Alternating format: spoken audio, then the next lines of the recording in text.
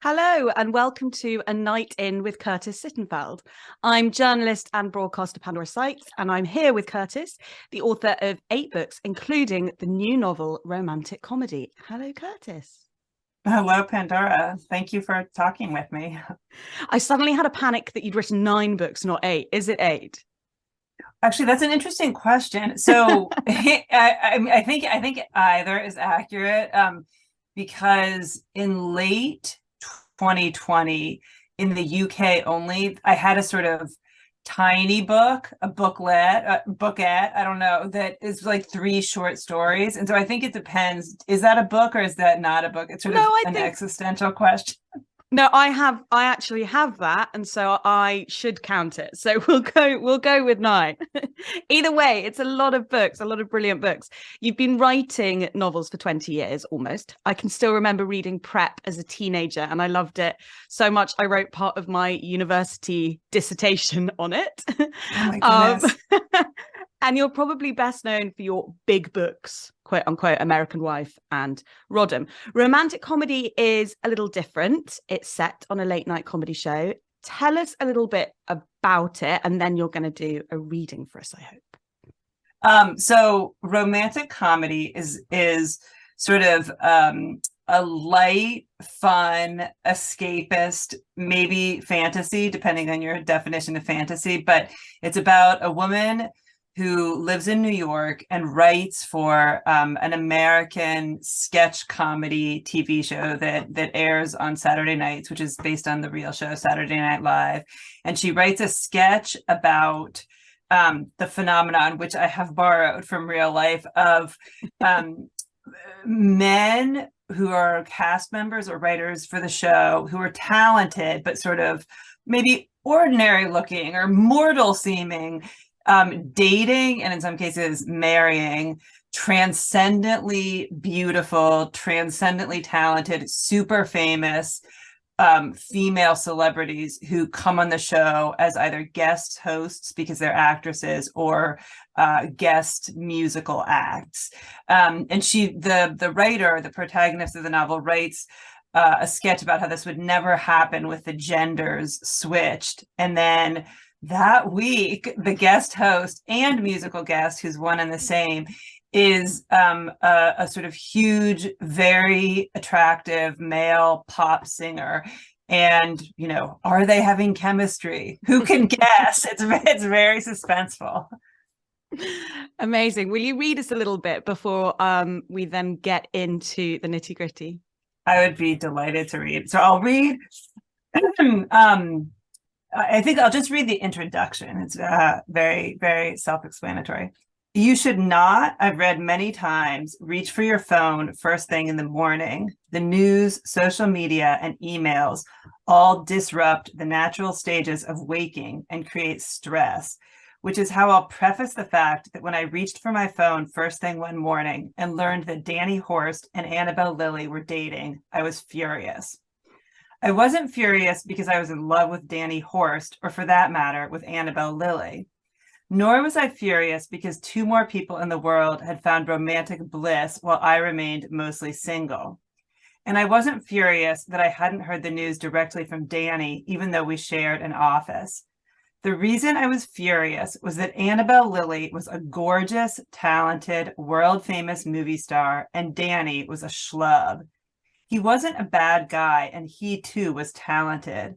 But for Christ's sake, he was a TV writer, a comedy writer. He was a male version of me.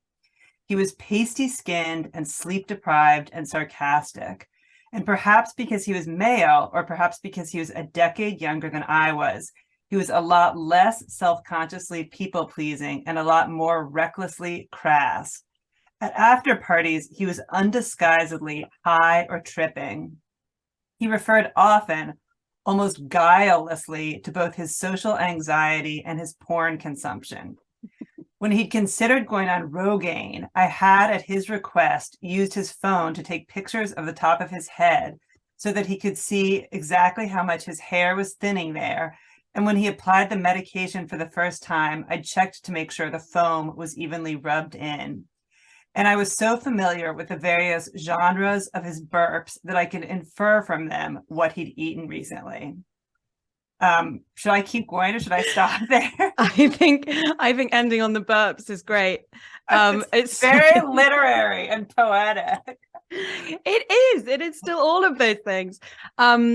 I want to get to the social rule in a bit and the realism that it's based on, but I absolutely love the way you invoked the intensity of working on a late night comedy show and the dizzying hours that the writers work there. I mean, it's almost inhumane. And the Night Owls is based on Saturday Night Live, as you say. Did you speak to anyone there in order to build out the detail? Because it's so fascinating on how a sketch is put together and the timings of it all. Yeah. So, because, Saturday Night Live, the funny thing in the book, Sally, the protagonist, is 36 when the novel starts. And she mentions that she and the TV show The Night Owls are the same age. And in real life, Saturday Night Live and I are the same age. We were both born in 1975. So, it's been, I've grown up with Saturday Night Live, and there's been times that I watched it faithfully, especially during the pandemic, and then times when maybe I tuned out for a few years. But I would say that the short answer to your question is yes. I interviewed two people who had worked on the show. One was a writer, and one was more of like an assistant to a very high level person at the show. And I also, because Saturday Night Live is such a cultural institution in the US, there's like a documentary about it. There are many memoirs by cast members or former cast members. There are many podcasts where, one former cast member is potentially interviewing another cast member. There's just so many, obviously, comedian podcasts. And then there's even there's a sort of YouTube channel that is produced by Saturday Night Live that gives you kind of like behind the scenes of how the makeup department works. So there's a ton of material out there. And I took advantage of that. And it was a joy to do that research. It was really interesting for me. The content about the content. It's such an interesting one to me because we've never had it over here. And as you say, it is this enormous cultural institution. And I don't think that a lot of British people would realize some of the big Hollywood names that have come out of it. Have you always been fascinated by that kind of, it's one of the few shows where they are both celebrity and comedian? So, people, when people are cast on the show, they often are not known beyond the comedy community, and then they might become super famous. People also have very different trajectories where some people become household names like Tina Fey or Will Ferrell. And then other people might be on for one season and sort of disappear. I mean, I'm sure they don't disappear in their own life, but they maybe disappear from the public life. So yeah, it's a very, it can be this incredible launching pad, but then it also, as you note, you're working crazy hours, like multiple all-nighters a week. And you're actually, compared to how much a typical actor is paid to be in a movie, you're not paid an enormous amount. So you can kind of, again, I should also say, I don't think I have ever, it's weird to even think that I don't know the answer to this. I don't think I've ever met anyone who's a cast member or known anyone, but no, that's not true. I guess I have, but not deeply. But you're kind of like, you might live in a relatively modest apartment, even though you're on TV every week. And also the way the American public consumes the show, I think, has changed a lot, where a sketch can go viral and tons of people can see it who don't watch the show live or don't ever watch the show in its entirety. Yes, because I've never seen the show in its entirety. There's probably some way of getting it over here, but I've never seen the show in its entirety, but I have seen tons of clips, and I know lots of people who are on it, because of the nature of the internet. And there's a lot of myth busting in it, which I can't decide if comedians will thank you or hate you for, about how long it takes to put a 2-3 minute sketch together. They are rarely off the cuff. They are not just like instantly and miraculously funny. Like, there's so much planning. It's funny because I feel like I think you could kind of make two arguments about that. Like in some ways, I mean, most sketches that go on the air live on Saturday night were written overnight on Tuesday. They were written between Tuesday night and Wednesday morning.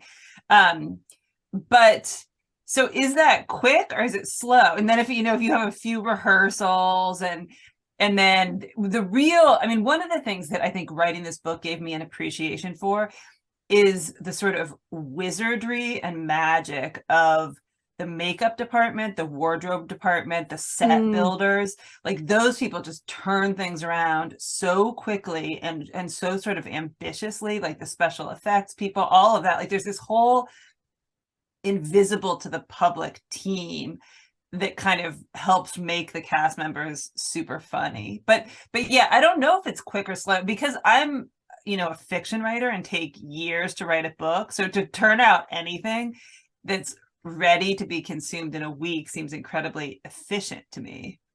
I agree. As a writer, I think how quickly they write, even 3 minutes of comedy is very quick. It's more just that I think a lot of people look at these things and think it's improv. Oh, right. No. But you're right. Not this. That's kind of more when they're sitting behind the desk riffing. You're right. That's like more sort of Trevor Noah style than when there's a whole, it's all the wardrobe. Exactly. How did you come up with the character of Sally? It's funny. I actually, even though my books don't have kind of wild, suspenseful plots, or like I like to think they have emotionally suspenseful plots, but they don't have murders or espionage or whatever. So I think in terms of events. And so I kind of thought, here's this woman who, she's a TV writer. She's good at her job. I wanted her to be competent, just because it's sort of like in life, I think, and in fiction, people who are not very competent are not that interesting to me. Maybe weirdly, I don't know. Maybe I haven't thought about this very deeply, but she's made certain trade-offs in her life, and I kind of had to think about, well, how did she arrive at this moment? How does she have the perspective she has? And it turns out, she was married in her early 20s for a few years, never had kids, divorced, has kind of like, she has sort of a hookup partner, but she's not really looking for a real boyfriend or a husband. She's close to her stepfather, and her mother, who she also was even closer to, died a few years ago, which, her relationship with her stepfather kind of comes into play, not in the beginning, but later in the book. He lives in the Midwest, in Kansas City, Missouri, which is very different, geographically and kind of environmentally from New York. But yeah, it just, I wanted her to be kind of herself, but also, I don't know if I love this word, but like relatable to not every reader, but to some readers. And she's also, of course, I almost feel like I'm incapable of writing characters who are not neurotic. So she's definitely neurotic. I love that you mentioned her stepfather, because it's so incredibly moving, that relationship. I feel like kind of the first half of the book is like sort of almost the hubris of Sally Milz, and the second half is like the humbling of Sally Milz. And her stepfather's such a big part of it, obviously, without giving too many spoilers away. I really like the way you explore what comedy men make, or what comedy men are expected and allowed to make, and what comedy women make, or rather are expected and allowed to make. So, for example, when Sally gets rejected by a colleague, she decides that she's been too vulgar, too angry, and too gross, and so she focuses on ostensibly female topics in her sketch writing, which you list, and this really made me laugh, as wage inequity, polycystic ovary syndrome, Jane Austen, shapewear, and dirty dancing. And this really lands as a sly commentary on what women are allowed to be funny about or to care about. Was it important to you that she kind of really explores that there is still that gendered expectation really of humor between the sexes? Well, I mean, one, I should say that I think things are always changing. So if somebody wanted to, find a female comedian who's very like quote unquote vulgar or whatever, it's not difficult. Plus, I mean, you could easily find a comedian who's non-binary and is saying, I'm sort of like I don't primarily define myself as male or female. So it's not, I mean, I always get nervous when I make generalizations. That said, I mean, I think that again, she's in her late 30s in 2018 when the book opens. Even though Trump is, I'm not even sure the name Trump appears in the book, maybe once, but he's president, it's sort of in the background in the US.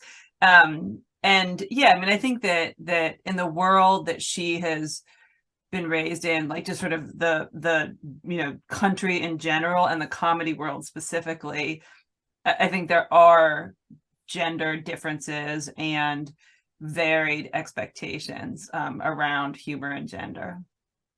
Also, I suppose it's her own internal biases that when she's feeling like she needs to contain herself a bit, she's a bit embarrassed that she's maybe been too eager or sprawling or sort of following her sexual desires. It's her that goes, right, I'm going to go back to the sort of what I see as like the feminine default. Like it's an internal thing as well. Well, she sort of makes a choice early on where, she kind of likes this guy at the show earlier in her career there, and he rejects her, and she almost, I think she sees herself as being at a fork in the road and thinking, I can try to be attractive as a woman, or I can really go for it in my work and not care what anyone thinks and try to be as funny as possible. And she chooses the latter path. So she thinks, I'm throwing in the towel on love, but I'm going to be as funny as I can. And if you think I'm gross, like, oh, well, it doesn't really matter because I'm not trying to be attractive. And yeah, so I think that is a choice that she makes. I think it's also a choice that lots of women make. I interviewed last year a comedian and broadcaster who's really big in the UK called Amelia de Moldenberg. And she was saying that anyone can be hot now with enough help, but it's really hard to be funny. So she says, I would, if I had to choose, she's like, it would be great to be both, but I would always rather be funny. It's so much harder. That's hilarious. That's a really funny observation. I mean, yeah, maybe it's true, but it's also, I think that Sally is drawn to a particular kind of like, almost like bodily function humor, and specifically like it's almost, I almost think there's this thing. I mean, I remember scatological. Like in the movie Bridesmaids, there's this scene where they get food poisoning, and in some ways that felt to me like a cultural breakthrough where it was very scatological humor centered all around women. And so I think sometimes, I mean, again, it is so strange where all are kind of like to think about where all of our personal and cultural biases and stereotypes come from. But yeah, like I think that she does feel almost like, well, maybe I'm choosing between writing about yeast infections and being hot, and I'm choosing yeast infections. I'm talking about Sally here, not the comedian you interviewed. But... I thought about Bridesmaids the whole time when I was reading your book, because weren't Kristen Wiig and Maya Rudolph on Saturday Night Yeah, Live. yeah. And John Hamm obviously always kind of is part of that whole whole crew. And you're right. I mean, I could quote honestly so much of it because it's my husband's favorite film. He watches it the whole time. Oh, But it that's so also, funny. the other kind of cultural moment that it brought to mind was Amy Schumer, who obviously also her comedy is extremely, actually, I haven't seen any recently, but I remember about 5 years ago, her whole thing was to be super vulgar. And that felt like quite a watershed moment as well. I agree. So the crux of romantic comedy is that Sally has this social theory, which you have already revealed you also hold and believe the world holds, about how men get, or comedy men get with really hot women, but only hot women get with hot men. Are you talking about Pete Davidson? Ha! I mean, he's probably the most famous prominent case. example because he's sort of the most habitual, right? Where like it's just constant. Although it's actually, it's so funny because, you know, I write different books, and it's so funny how different books elicit different commentary from readers. And so like if I write a book about you know, Hillary Clinton, then people will tell me this anecdote of like, I heard her speak in 1998 and you know, she was lovely, or like this happened, or like she ran 2 hours late. And now, I mean, this is still early days for this book, but it now turns out that I'm like a magnet for adult women telling me whether they do or don't find Pete Davidson attractive, like whether they would or wouldn't date him. And I'm actually kind of agnostic. I mean, again, I have to, I'm 47, which in age does not eliminate me from dating Pete Davidson, but in my heart, constitutionally, I don't think that we would have a very magical connection. I mean, I actually think he's really endearing and funny, and a lot of his sketches are really funny. I mean, he's no longer on SNL as of last season or this season, but I mean, I'm not sure I would have written this book if Pete Davidson didn't exist, but I wouldn't say that the book is supposed to be like a criticism of him or like an homage to him. And I certainly, the weird thing is, I think the conclusion that I've come to is it's not surprising to me that beautiful, talented women want to date funny men. It's almost more surprising that like not all men want to date funny women, apparently. Yes, okay. Yeah, it's the opposite way around that doesn't make so much sense. I think it's more just really interesting when there's obviously most of us observers don't know Pete Davidson, so then there becomes that sort of this element of trying to solve a mystery, which is of course where like big dick energy came from, which is now just been like fully accepted into slang. You know, almost everyone knows what it means now, and that of course came from Ariana Grande talking about Pete Davidson. But it's also fundamentally, yeah, as you say, quite a weird thing to do, because you're sort of attempting to give this very objective, like whether or not he's attractive or not, and that's going to depend on who someone is and whether or not they've actually met him. He's obviously got something. But so Sally's got this, so it's driving her a bit mental, even when it's one of her best friends, that they get these amazingly stunning women. And then to great humorous effect, Noah appears, and he's sort of in my head a cross between John Bon Jovi and Justin Bieber, but Justin Bieber's obviously way too young. How do you imagine him? It's funny, I kind of want to let the reader imagine him however they want to, because I've gotten a number of you know, sort of theories or candidates, and I think that I feel as if his music is inspired by a few singers, but his personality, as far as I know, doesn't match up with that of any of those singers, in part because I don't know them. So, and like even physically, I don't picture him, but I want him to. You don't picture him physically? No, sorry.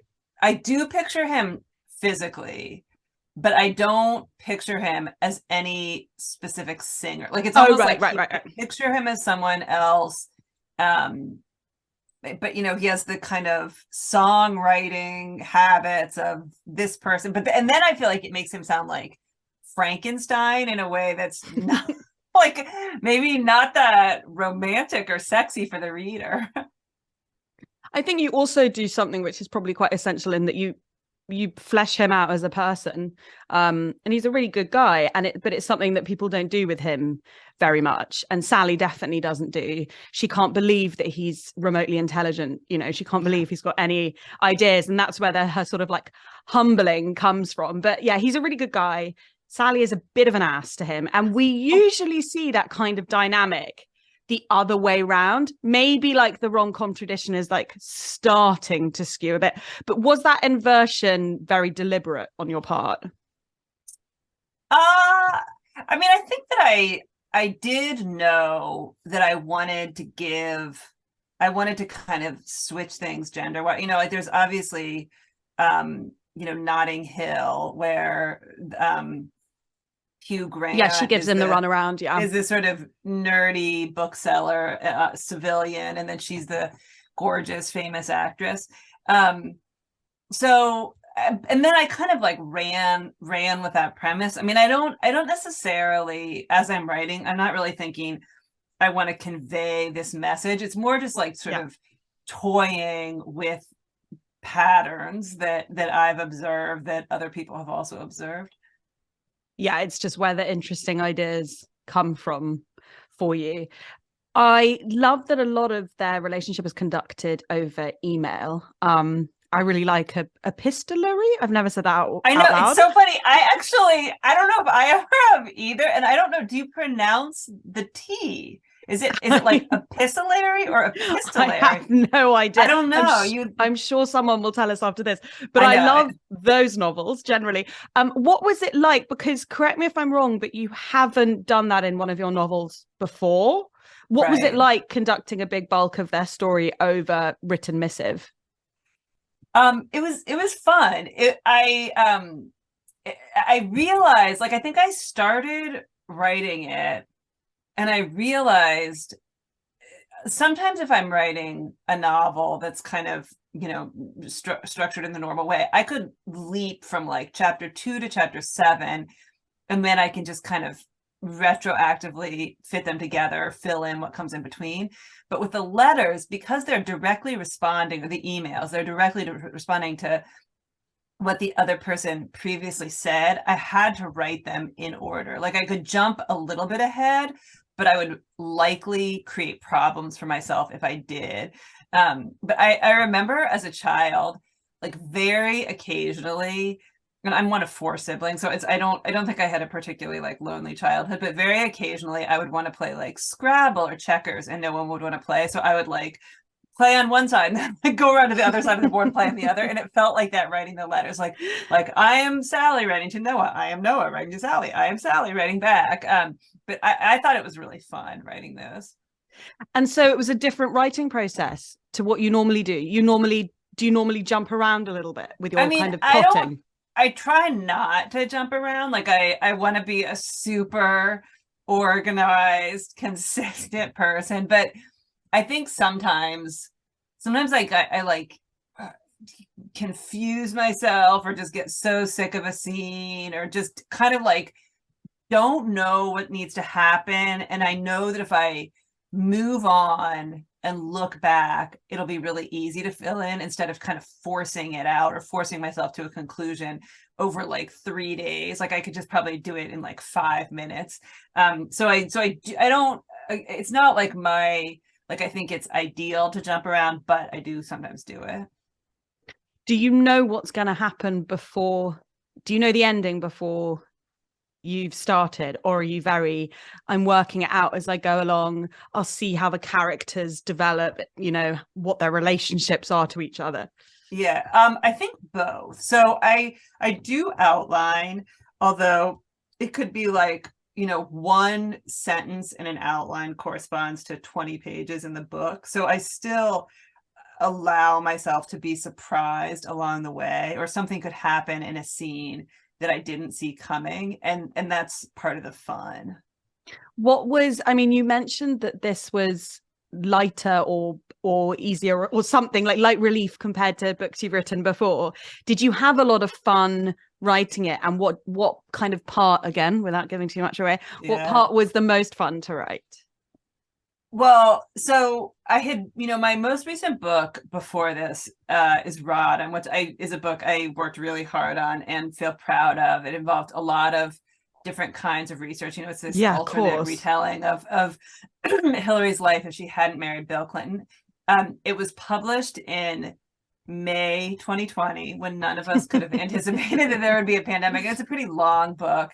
And I did think I want to write something short and fun and like the kind of book that you want to read before bed and it won't make you feel worse about the world and it won't give you bad dreams or just prevent you from sleeping. I mean, again, there's a place for very serious books and I read them, like fiction and nonfiction, and I'm glad they exist, but I don't like to read those kinds of books before bed, basically.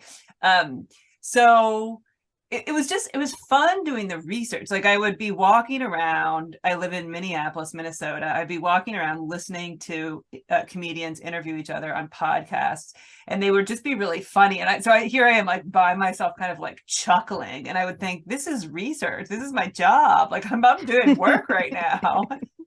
So it was a kind of palate cleanser for you, really, perhaps after writing Rodham and obviously being in a pandemic. Does that mean you're now going to go the other way and we can expect a big kind of historical blockbuster retelling? What do you want? I'll take any of them. I read all of them. So I'll take any of them. Or we could have some more short stories, some more essays. I mean, you do all of it. So any of them are good.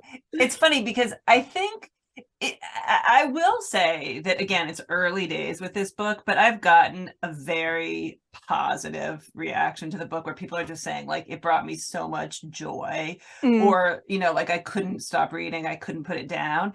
And there is something like it has made me think, like, should I purposely try to write books that bring people joy and almost like what's missing, like should I make my kind of like niche like menopausal romances or something? I mean, I think of course everything already exists, including menopausal romances, but I was thinking like it would be an interesting poll to be like, what book do you feel like if you asked Twitter or whatever, like what book do you feel like doesn't exist that would bring you the most joy to read as a novel?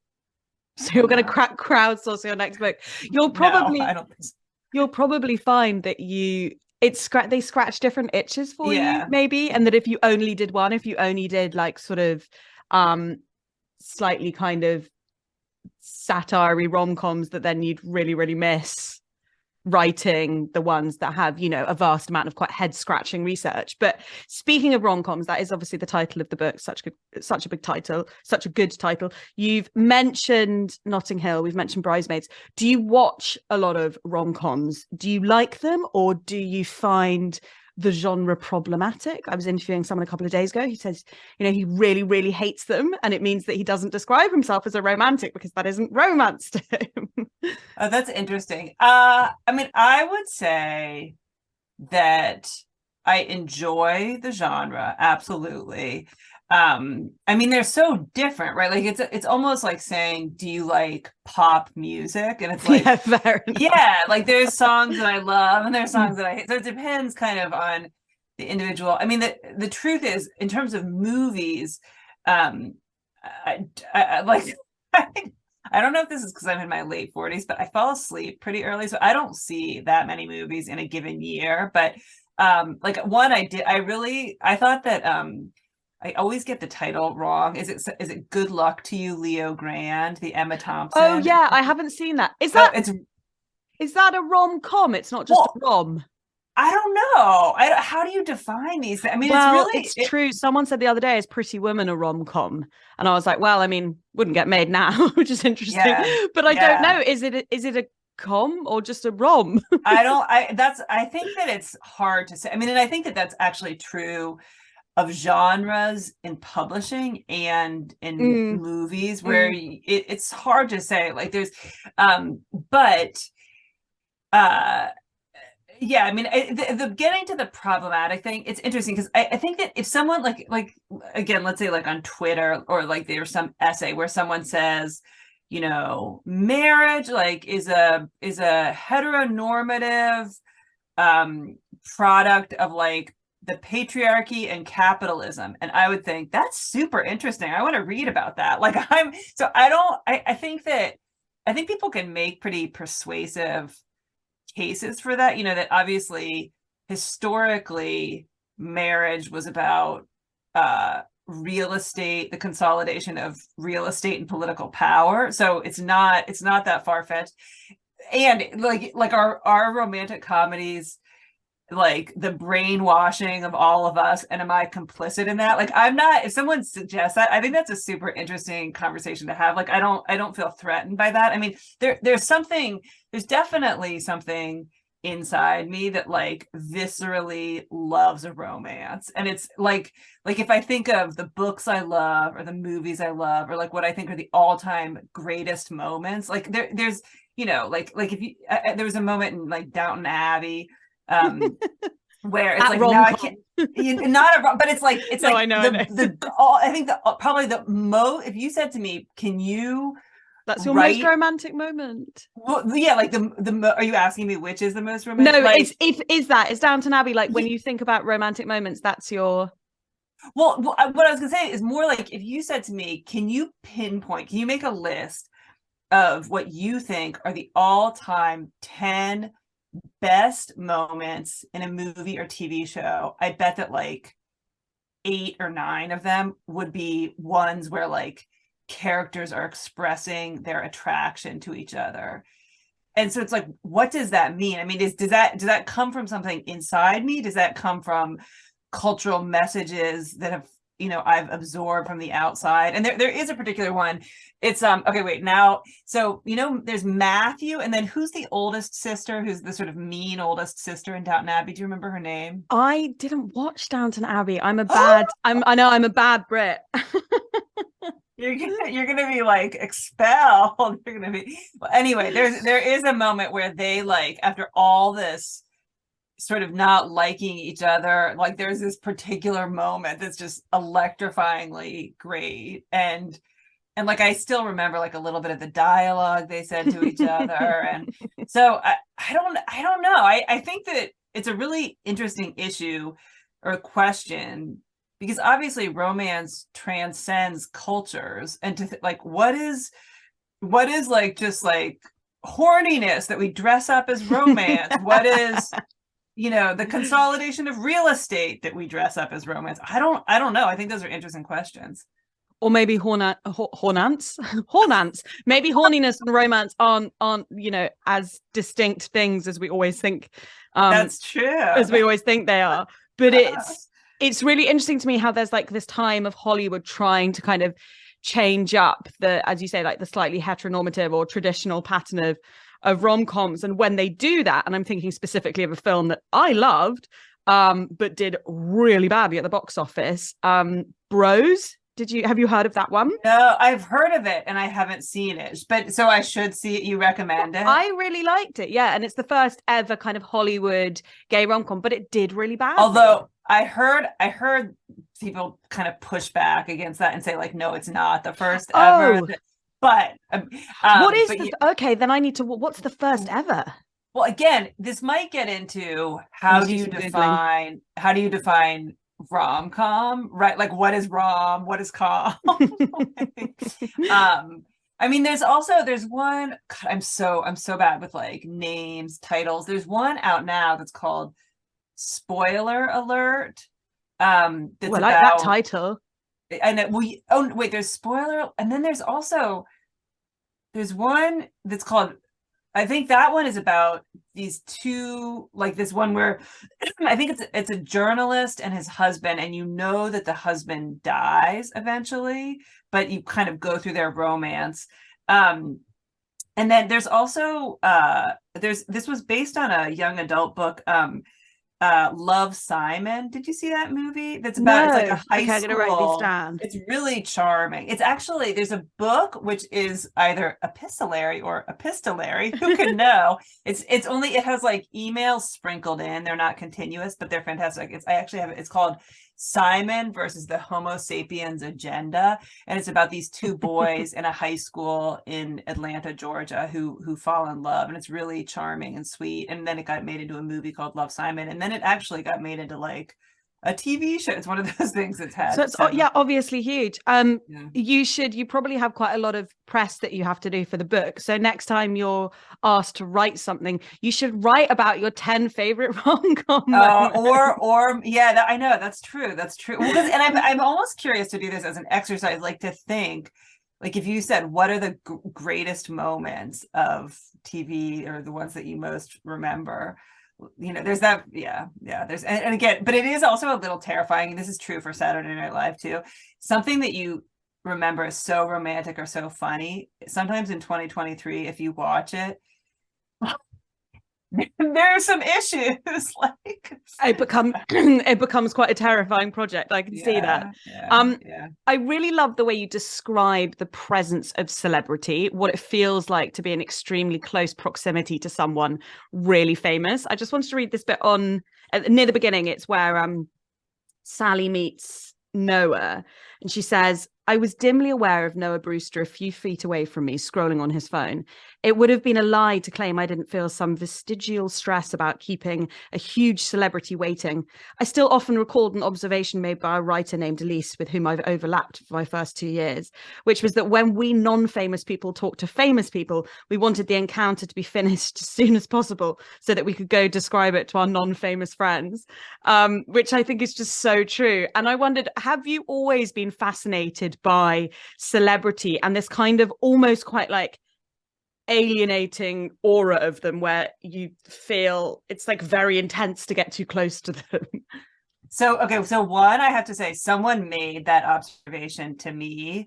In fact, the person who made the observation to me had heard someone else say it, and I have found it to be true. I mean, and I know, I mean, you've obviously like, I don't know if you consider yourself a celebrity, but you've obviously been around a lot of celebrity. Like there is something, I think, because so during the experience of writing this book, I would sometimes click on the website for People magazine, which is, you know, the America's biggest celebrity magazine, and it's kind of wholesome. Like it seems in many cases like the celebrities have cooperated. It's not the ones who are trying to like, not National Enquirer, like take the most unflattering pictures. Like it's so, and I would think to myself, I mean, this is, I think, am I clicking on this kind of sincerely, or am I clicking on it anthropologically and analytically? And I think it's some of both. And I think the reason, like, I sort of, you know, I probably like looking at pictures of celebrities because they're often really beautiful.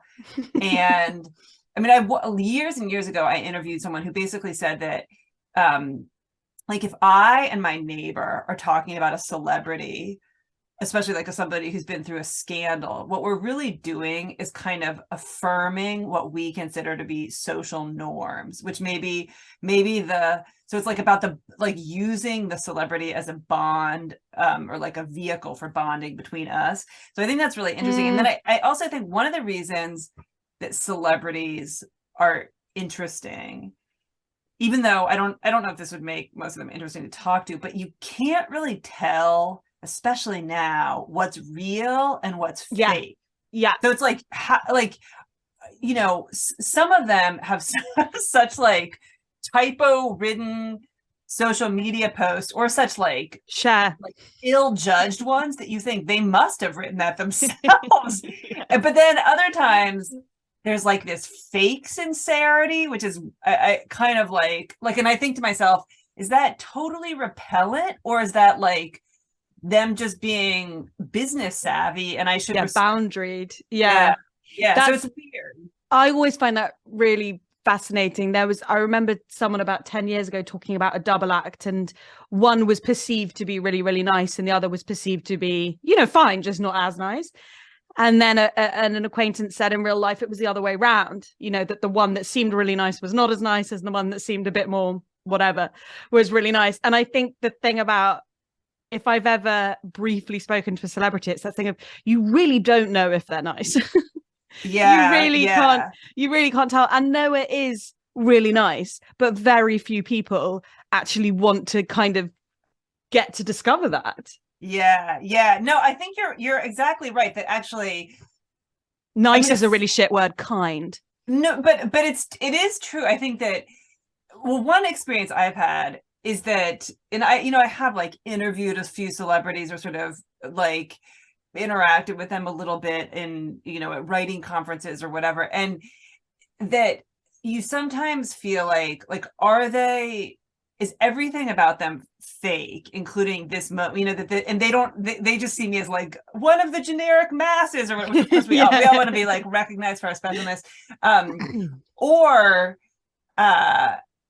and if it's, again, if it's fake, is that like, I mean, of course they are, like, how fake am I? We all have to be some level of, but I will say too that I think often, we want to be sort of, sometimes it depends, of course, what celebrities, but sometimes we want to be dismissive, but actually a lot of times, most times, I wrote about this a little bit in Eligible, celebrities do tend to be more attractive, to have a certain charisma. I think a lot of them work really hard. It's not an accident that they are the way they are. And so you do feel like it's sort of unsettling to interact with all that magnificence. And I think that's a really fair point, because you're right. The way that we're constructed is people always want to say she wasn't as pretty in real life, or she's actually too thin, or he's not that smart, as you say. And a lot of the time, no, they are where they are because they are really smart and they are really hot and they do work really hard. And which is unfair. Really, that's outrageous. No one should have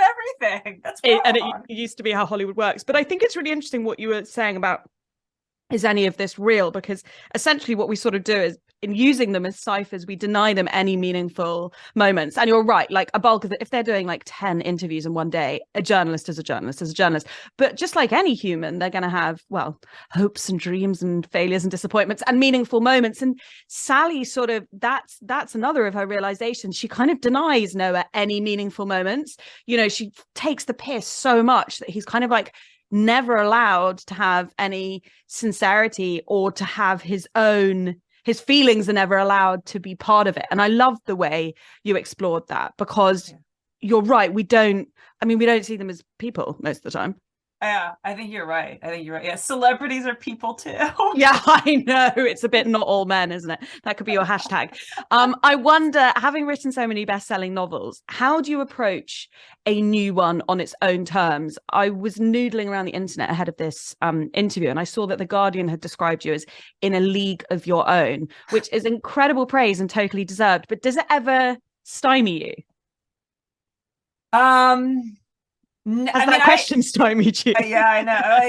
Well, it's funny, apropos of like the things that we're just discussing, I feel like that my public self and my self are different. So like sometimes if I get interviewed, like if I'm speaking at a public event and I get introduced and it's sort of a synopsis of like the best parts of my resume, I think like, not only do I think like, I wish I like was that person, I think like I wish I even recognized that person. Like my house is messy, and like my family, like sometimes, I have children who are the age where sometimes I'll almost like read something that like some praise, like in this time totally pathetic way, I'll like read some praise from like a newspaper or magazine, and they're like, like, okay, they just don't.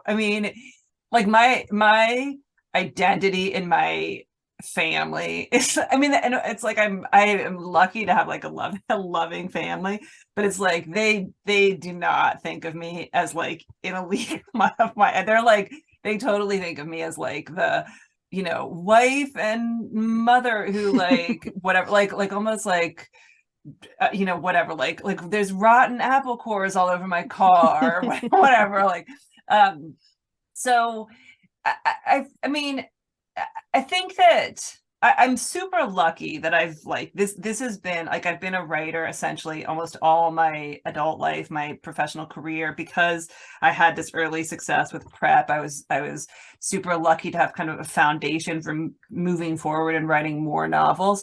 And so in some ways I think I mean but I actually haven't been so successful that there's like, you know, like my publisher basically doesn't try to tell me what to write. They trust me to choose my topics, which is an incredible gift. So it's not, I don't feel like tons of eyes are on me all the time. Like there are articles that come out around publication, and then between books, like the world forgets that I exist, which I think is appropriate and healthy. That's a good sweet spot.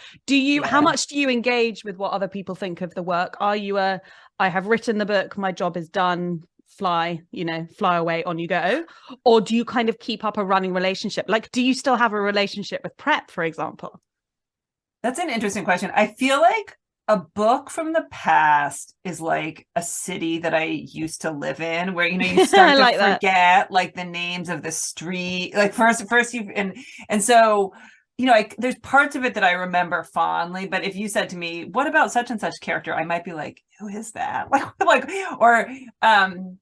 So I feel kind of the most invested in the current book, and I do read reviews early, and then I kind of reach a saturation point. But I think something that also made me incredibly lucky about having a successful book early on was that I think that it's possible a writer could think like, if I have a best-selling book, like almost like I will be complete, or I will be always satisfied and level-headed, and I'll be, my talent will always be recognized from that point forward.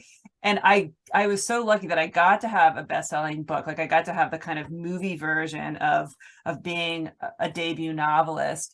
And there have been advantages that I'm still kind of reaping to this day. But at the same time, there's tons of like indignities. Like I do events where there's like, a terrible turnout, or like I get Really? terrible reviews, or like I said to somebody recently, I was like, when you do an event, like I was like, this is the norm for me, but is this the norm for other people? Like 4 months in advance, they're like, well, the venue or the host will be like, expected turnout 500 people, and then like a month before they'll be like, expected turnout 300 people, and then like a week before they'll be like, expected turnout 100 people, and then like there you are with like 40 lovely people. Like, and I was like, is that the case for everyone, or is that just like my dirty secret? And I think the person was kind of like, oh yeah, like, so it's just like, or like there's so many times where somebody who knows me might be like if like let's say I'm like in a store with a friend, and then the friend runs into someone else, and they might be like,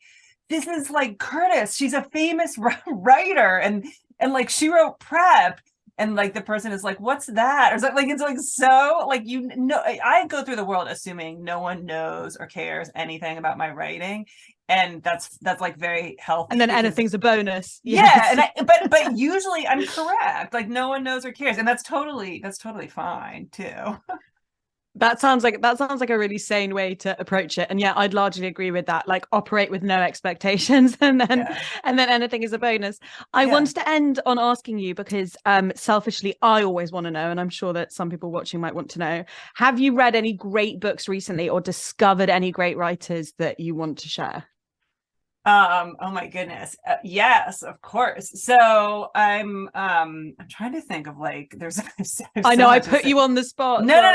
Well, I just finished reading a book just the other day, that's called The Hero of This Story, and it's sort of like a memoir / novel about, it's only 170 pages, about this woman. It's by Elizabeth McCracken, who's an American writer, and she's walking around London thinking about her mother who died recently. So that's one. I'm gonna write that down.